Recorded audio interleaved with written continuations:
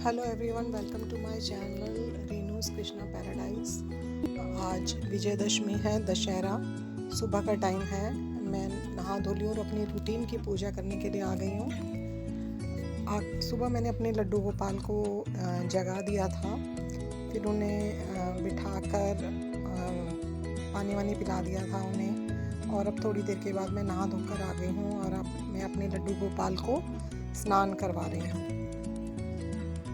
रोज़ सुबह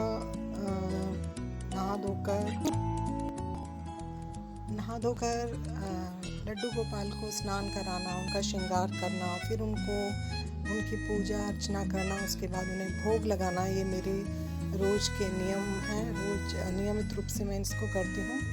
तो मेरे पास 2 लड्डू गोपाल हैं, बहुत छोटे से हैं।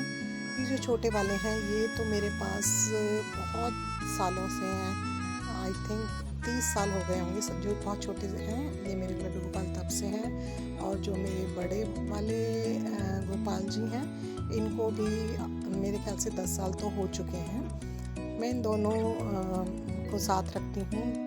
कहीं भी जाना होता है दिल्ली से बाहर, अगर मैं एक रात के लिए भी जाती हूँ तो ये मेरे साथ ही जाते हैं, क्योंकि ऐसा कहा जाता है कि अगर आपने लड्डू गोपाल अपने घर में रखे हैं, अपने मंदिर में रखे हैं, तो आपको उनको बिल्कुल एक छोटे से बच्चे की तरह से ही उनकी देखभाल करनी है। जैसे कि आप एक बच्चे को नहलाते धुलाते हैं, आप उनको भोजन कराते हैं, दूध पिलाते हैं, या उनको खिलौनों से खिलाते हैं, बिल्कुल उसी तरह से ही आपको लड्डू गोपाल की सेवा करनी चाहिए। तभी आपको अपने घर में लड्डू गोपाल रखने चाहिए।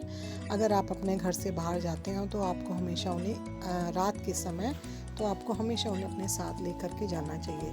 और यहाँ पर अब मैं अपने लड्डू गोपाल को इत्र लगा रही हूँ। कान्हा जी को इत्र बहुत ज़्यादा पसंद है, मैं रोज़ इनको इत्र लगाती हूँ। ये इत्र मैं हमेशा वृंदावन से लाती हूँ। वृंदावन में बहुत अच्छे इत्र मिलते हैं। भगवान जी ने पोशाक पहन ली है, बड़ी सुंदर सी पोशाक पहन ली है। अब मैं कान्हा जी को, लड्डू गोपाल को माला पहना रही हूँ, हार पहना रही हूँ, और उनको सारे जेवर जो उनके ऊपर बहुत सुंदर लगते हैं, हार, माला, कुंडल, हाथों के कंगन और मोर मुकुट, सब कुछ मैं अभी उन्हें पहना दूँगी। वो बहुत ही प्यारे लगते हैं, बहुत सुंदर लगते हैं। रोज़ मैं उनका श्रृंगार करती हूँ और रोज़ ही मुझे उनका नया रूप लगता है। कभी भी मेरा उनसे मन नहीं भरता। उन्हें बार बार श्रृंगार करके देखना मुझे बहुत ही अच्छा लगता है। हर रोज़ वही श्रृंगार उसी तरह से मैं करती हूँ, लेकिन हर रोज़ मुझे उनका एक नया रूप नज़र आता है। ऐसे लगता है कि ये आज और भी ज़्यादा सुंदर लग रहे हैं, और इस तरह से मैंने उनको पूरी तरह से तैयार कर दिया है। और अब मैं ये छोटे वाले अपने लड्डू गोपाल को भी तैयार कर रही हूँ। उनको मैंने पोशाक पहना दी है, उनको भी उनके जेवर पहना दूँगी, हार पहना दूँगी, उनका मुकुट पहना दूँगी, और उनको भी मैं उनके सिंहासन पर रख दूँगी। इस तरह से मैंने अपने लड्डू गोपाल को तैयार करके रख दिया है। अब मैं उनकी नज़र उतार लूँगी। हमेशा कहा जाता है कि बाल गोपाल को तैयार करने के बाद जिस तरह से हम अपने छोटे बच्चे की नज़र उतारते हैं, उसी तरह से हमें इनकी भी नज़र उतारनी चाहिए। और ये मेरे शालिग्राम भगवान हैं, ये मेरे कान्हा जी की छोटी सी गौ माता हैं।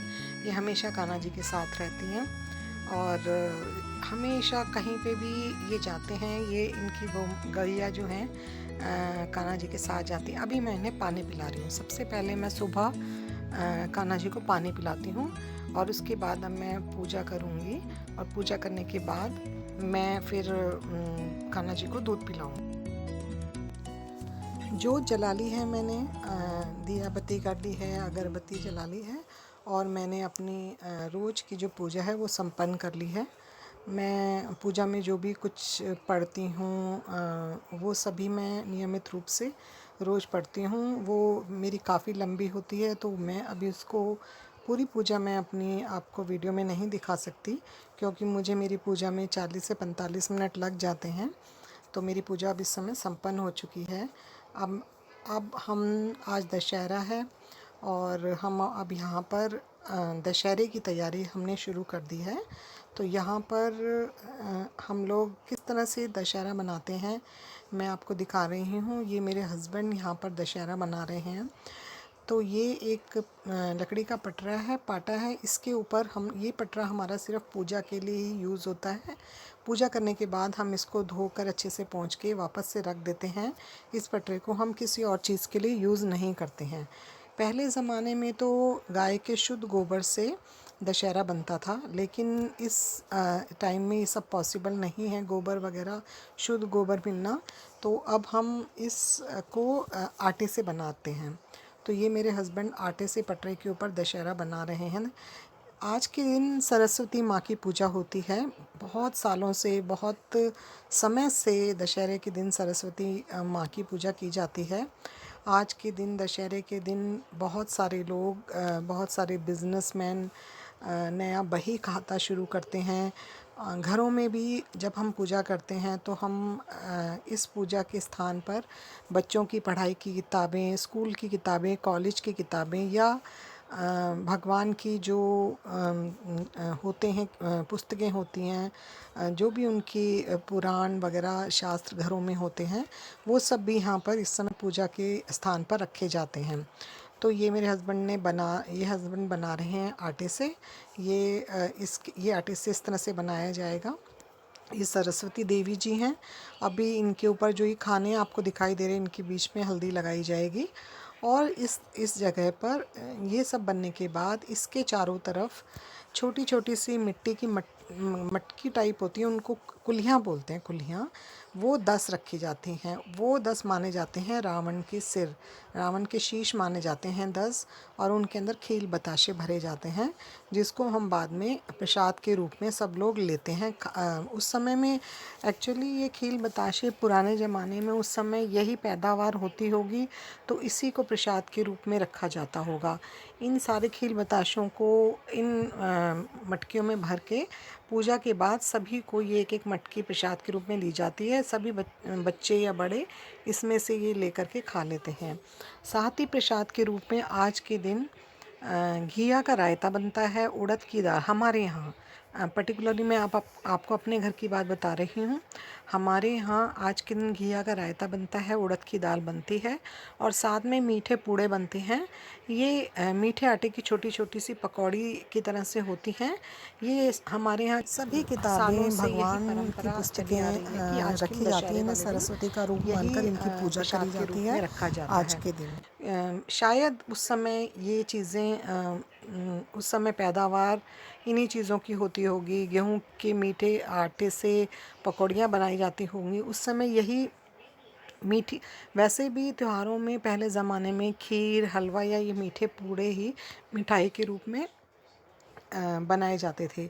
आज तो बहुत कुछ होता है, तो वो वाली बात नहीं होती, लेकिन हमें अपनी परंपराएं बिल्कुल नहीं छोड़नी चाहिए।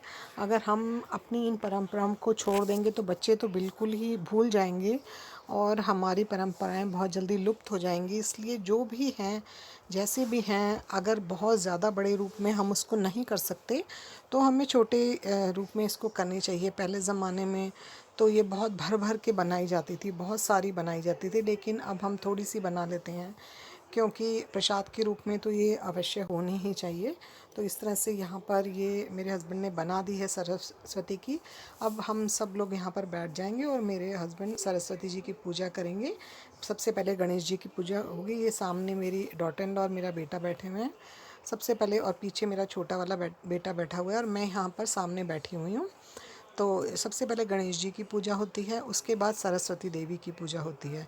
तो इस तरह से ये हमारे यहाँ ये पूजा संपन्न होती है। और जब ये पूजा हो जाती है उसके बाद हाथों में चावल लेके इस पूजा वाले स्थान की परिक्रमा करी जाती है। 7 बार ये परिक्रमा होती है और परिक्रमा करने के बाद, संपन्न होने के बाद, सब लोग अच्छे से प्रणाम करते हैं सरस्वती माँ को। और उसके बाद सभी लोग घर के बाहर हरियाली देखते हैं। घर के बाहर हो या घर के अंदर हो, हरियाली, कुछ भी हरियाली होती है तो सभी लोग हरियाली देखते हैं।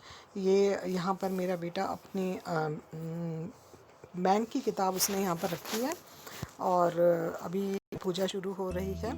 पूजा अब सब लोग हरियाली देखने के लिए बालकनी, पूजा संपन्न हो चुकी है और अभी सभी लोग हरियाली देखने के लिए बालकनी में चले गए हैं।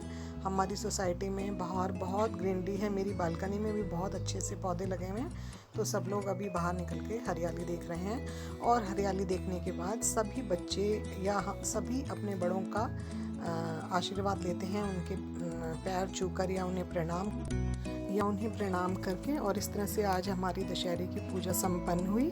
मिलती हूँ मैं आपसे एक नई वीडियो के साथ। आई होप आपको ये वीडियो अच्छा लगा हो। अगर अच्छा लगा हो तो इसे लाइक कीजिए और शेयर कीजिए प्लीज़, एंड सब्सक्राइब कीजिए। Thank you so much for watching. Goodbye and take care all.